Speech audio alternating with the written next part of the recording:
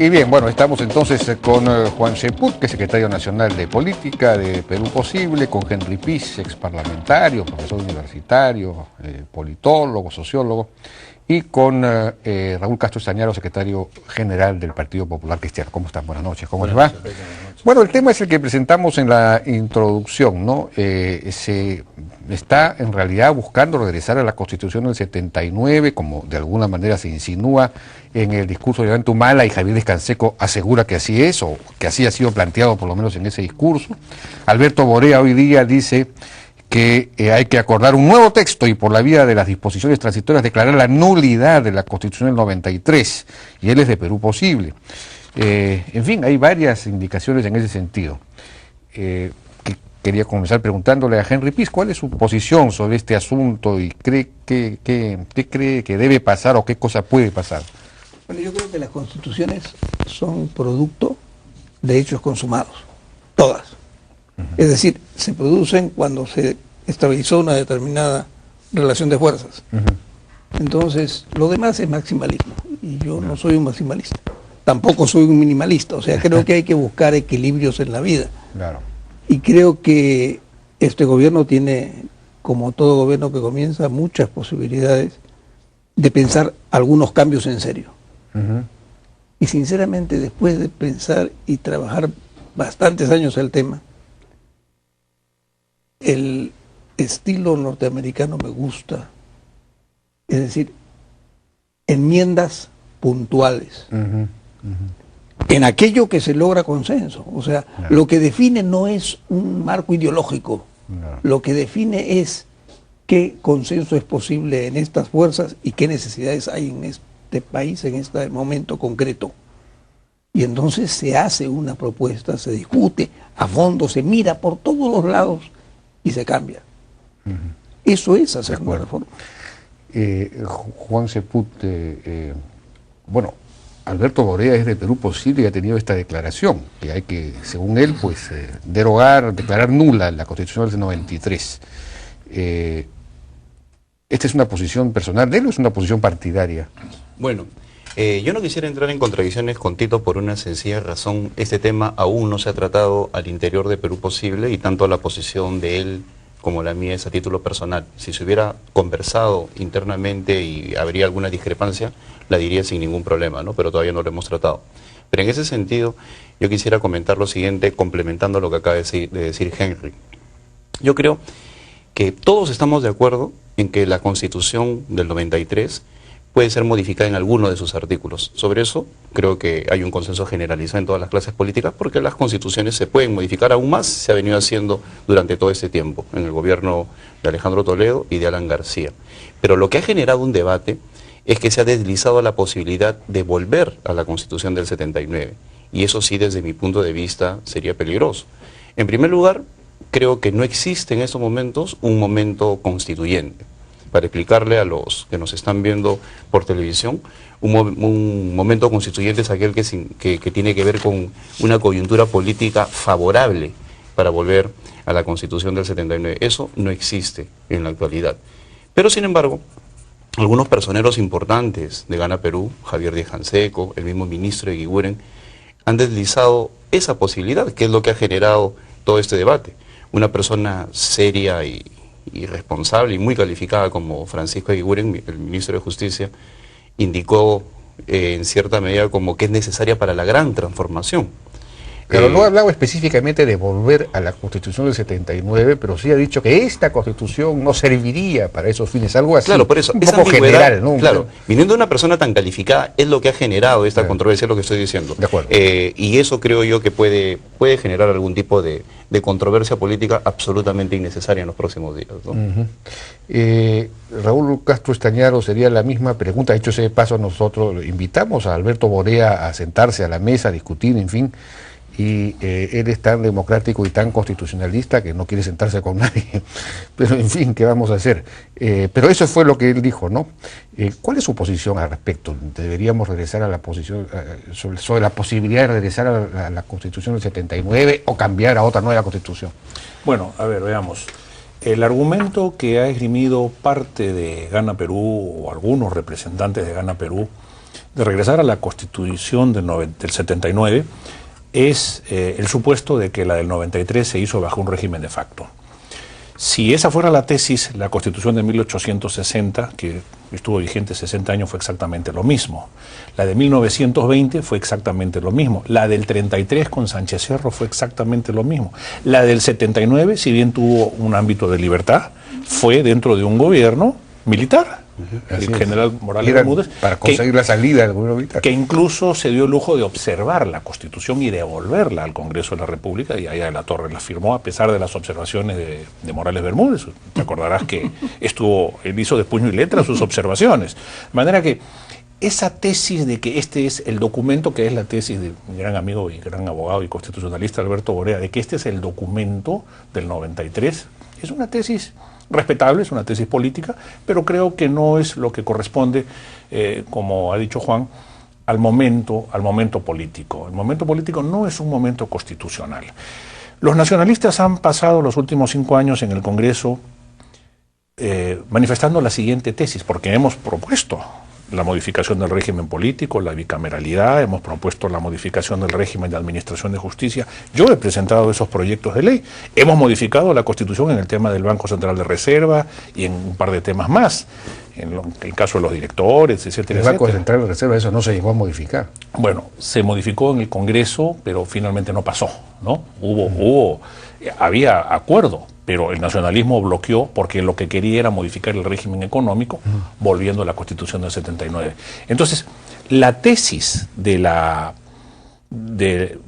Gana Perú o del nacionalismo era modificar el régimen económico, y esto lo ha vuelto a decir, me parece que, no sé si el ministro de Justicia, o Javier Descanseco, o el mismo canciller en algún momento ha deslizado, además del discurso del presidente Humala, de que el régimen económico debería modificarse. Creo sinceramente que están entendiendo mal lo que es la subsidiariedad del Estado, lo que es una economía social de mercado. Creo que el presidente lo que ha exigido en su mensaje, un poco de manera confusa, es que se aplique una verdadera economía social de mercado. Ha habido algunos ejemplos, como los de la línea aérea de bandera o ENAPU, etcétera, etcétera, que van más allá de una economía social de mercado. ¿Qué revela esto, Jaime? Esto revela que hay pugnas al interior de Gana Perú, en el sentido de que unos quisieran una mayor intervención vía suplencia, es decir, de ahí donde la actividad privada no genera riqueza, que el Estado intervenga. Está muy bien, esa es una economía social de mercado. Lo otro es una intervención dirigista y estatista, que es la línea aérea de bandera. Entonces, ENAPU Perú, la Marina Mercante, etcétera, etcétera. Hay entonces una pugna que se refleja en el discurso del presidente. Nosotros creemos que en ningún caso el régimen económico debe ser modificado y que esto debe seguir un decurso político. Sí es preocupante que voceros como Javier Descanseco y el mismo ministro estén alentando estas posibilidades, porque esto sí genera una sensación de inseguridad, de que las reglas no están claras, de que no se sabe qué es lo que va a venir, de que esto puede terminar en una tremenda polarización y afectar el crecimiento económico que todos deseamos. De acuerdo, tenemos que ir a unas pausas, si me permiten, y regresamos. ¿Necesitas un SOAT? Encuentra tu SOAT Rimac en BBVA Continental, One, Metro, Saga Falabella, Totus, Repsol y el Touring. El SOAT Rimac es PractiSOAT, porque lo puedes encontrar en todas partes. Cómpralo llamando al 411-3000 o con solo un clic en www.rimac.com. Rimac Seguros. Son tus hijos, alegres y llenos de vida, pero también delicados. Por eso, con su salud, no vale la pena tomar riesgos. Panadol Niños es el analgésico más recomendado por los médicos en el Perú para el alivio del dolor y la fiebre. Porque tus hijos son lo más importante en tu vida. Confía siempre en Panadol Niños. Si usted es de los que nunca se detienen y siempre están buscando, siempre aprendiendo, siempre avanzando, a usted le decimos, aquí está el mundo al que pertenece. Diners Club, bienvenido al club. Wow. Wow. Wow. ¡Wow! Nuevo Corolla Advantage. Es un Corolla, pero con más wow. Descúbrelo visitando nuestros concesionarios autorizados a nivel nacional. Además, llévate una tarjeta del BBVA con 1.500 soles para usarlos en lo que quieras. Sexta edición Feria Internacional Maquinegocios 2011. Participa de la más grande exposición y venta de maquinarias, equipos, herramientas e insumos para el sector metal mecánica. Desde este miércoles 3 al sábado 6 de agosto en la Pontificia Universidad Católica del Perú. Sexta edición Feria Internacional Maquinegocios 2011. XT, lo sentimos, te vamos a reemplazar por un humano. Buen trabajo. ¿Cuál será su secreto?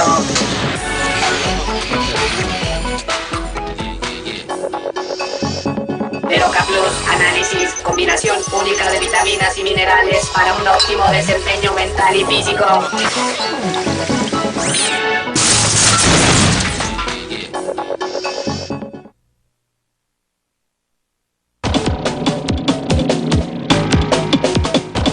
Seguimos conversando entonces con nuestros invitados acerca del problema de la Constitución. Si es necesario o no es necesario, conveniente o no es conveniente, digamos, cambiar de Constitución o simplemente introducir cambios específicos. Estábamos hablando acerca de si hay o no hay, o si se puede generar o no un momento constitucional. Hay este discursito que pronunció el presidente Humala en la Plaza de Armas misma, con un lenguaje un poco muy populista, ¿no?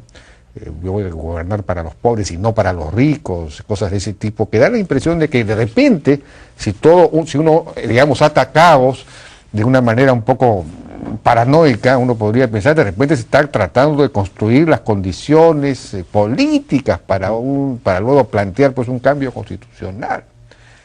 Pero un momento constituyente no es solamente un conjunto de condiciones subjetivas, también es un conjunto de condiciones objetivas.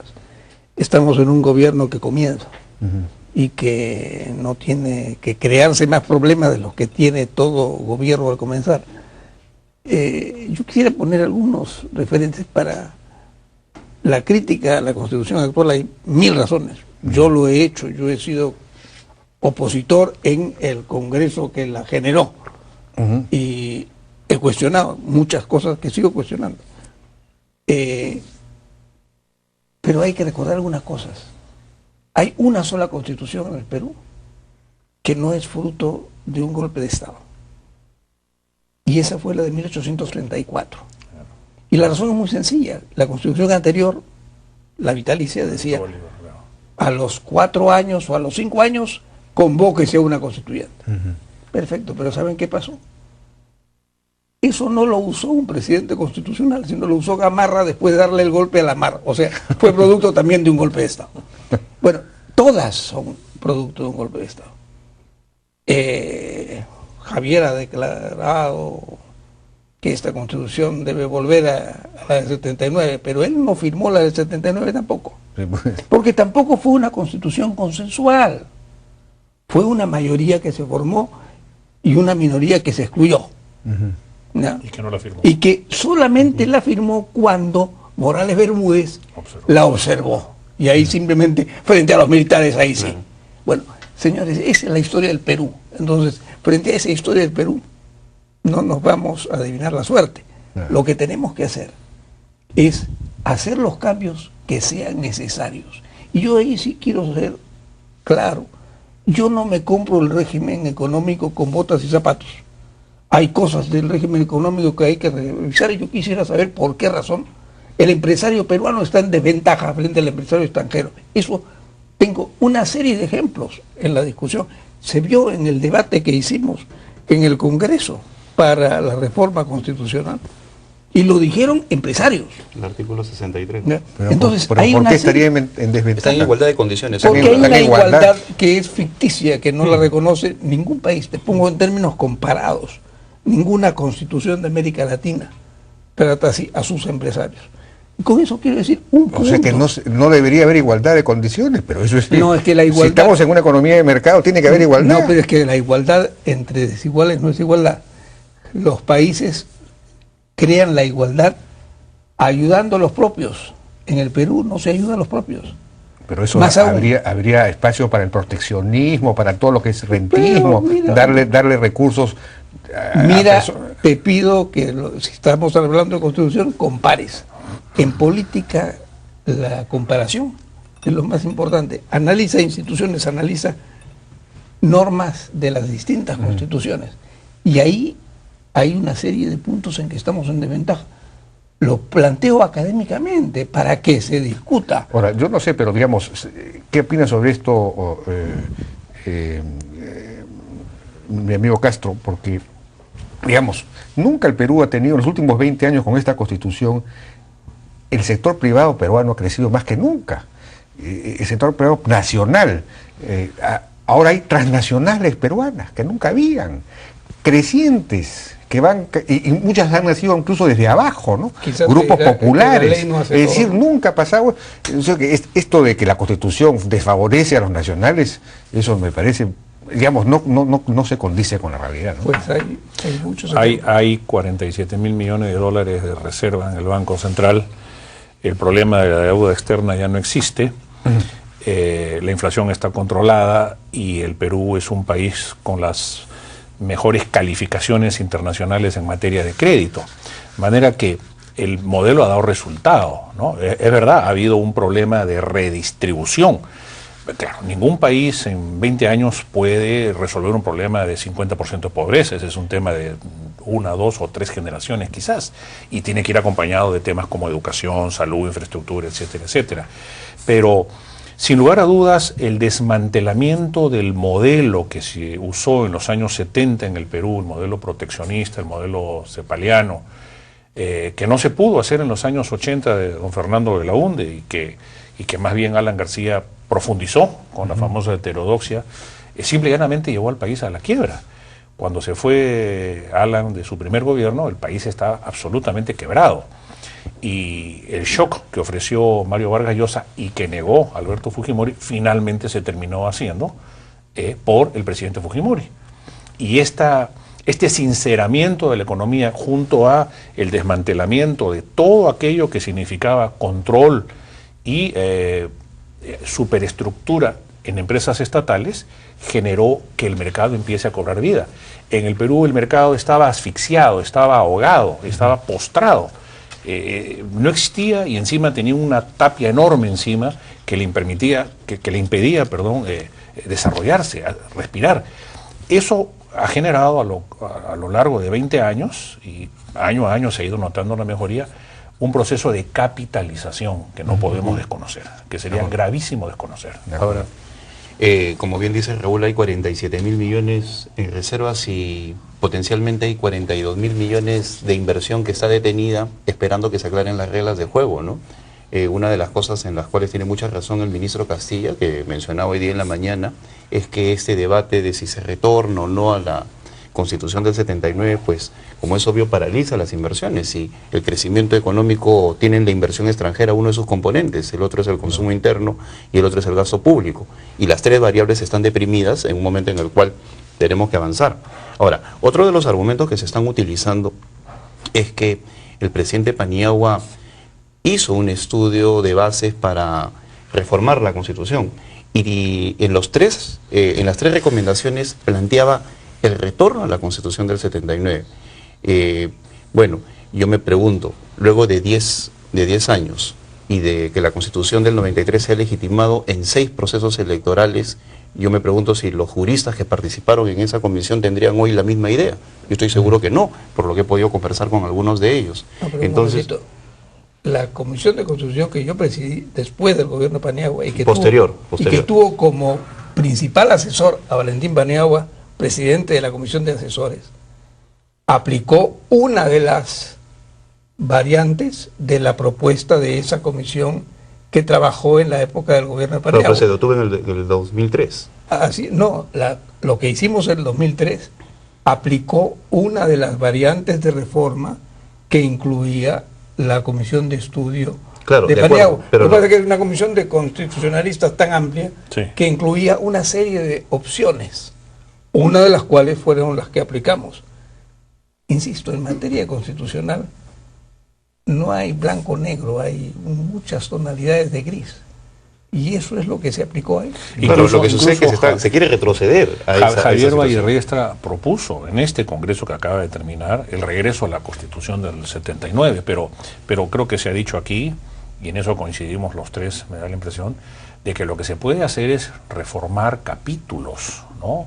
O artículos. O artículos, claro, ¿no? Por ejemplo, el régimen político. Nosotros somos unos convencidos de que debe haber bicameralidad. De acuerdo.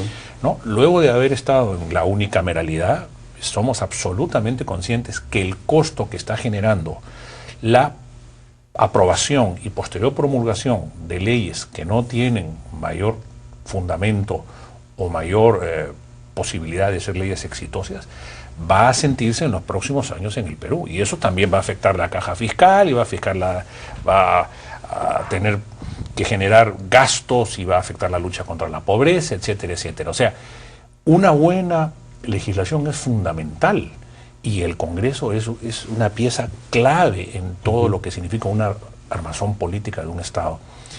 Creemos que la Constitución de 1979 no puede ser ultraactiva, no puede estar vigente después de derogada. Generó sus efectos en el tiempo en que estuvo vigente, fue derogada mal que bien en las condiciones que ya se ha dicho, y aquí lo que hay es un sentimiento político de regresar a la Constitución de 79, pero no es un sentimiento que tenga una validez real. No, eso es imposible jurídicamente y además políticamente, ¿no? Lo que hay es un planteamiento de una lucha política concreta por un sector radicalizado que está insistiendo en eso. Y que dicho sea de paso, ha sido la bandera del nacionalismo en los últimos 5 años. De acuerdo. Bien, creo que ya nos ha ganado el tiempo. Había un último punto y es Kurt Burneo, ministro de Producción, ha planteado que efectivamente habría que modificar el artículo 60 de la Constitución sobre el tema del rol subsidiario del Estado. Y él pone como ejemplo el caso del Banco de la Nación, que no puede, según él, hacer préstamos directos a los microempresarios. Pero, digamos, si hay un... no, pero el mismo artículo contiene que es posible hacer por ley, ley expresa por necesidad pública. Exactamente, eso no requiere un cambio Yo constitucional. creo que el gobierno actual tiene que entender, y esto lo digo con mucha cordialidad, de que en el aparato del Estado hay mecanismos que permiten funcionar mejor una economía social de mercado, ¿no? En este caso los organismos reguladores, que durante el gobierno del presidente García han estado acéfalos o sin el directorio completo. Yo creo que si empezamos a impulsar el real papel que juegan los organismos reguladores, no necesitamos modificar la Constitución en esos puntos. Y la intervención en carácter de suplencia del Estado en la zona donde la actividad privada no crea condiciones de bienestar, porque no hay mercado. Entonces ahí sí no necesita autorización, no tiene que modificar la Constitución. El Estado debe intervenir para fomentar el bien común, de manera que no necesita mayor modificación. Bien, yo les agradezco mucho su participación. Esta discusión es importante porque, a mi juicio, por lo menos, no podemos embarcarnos en una gran odisea constitucional cuando se trata pues de consolidar el crecimiento justo al inicio del gobierno. Muchas gracias a Juan Cheput, a Henry Piz y a Raúl Castro Estañaro por esta conversación. Vamos a una pausa, regresamos ahora con Charles Philbrook. Él es un analista económico internacional para analizar el acuerdo que por fin han llegado los dos partidos políticos en Estados Unidos sobre el asunto de levantar el límite de la deuda.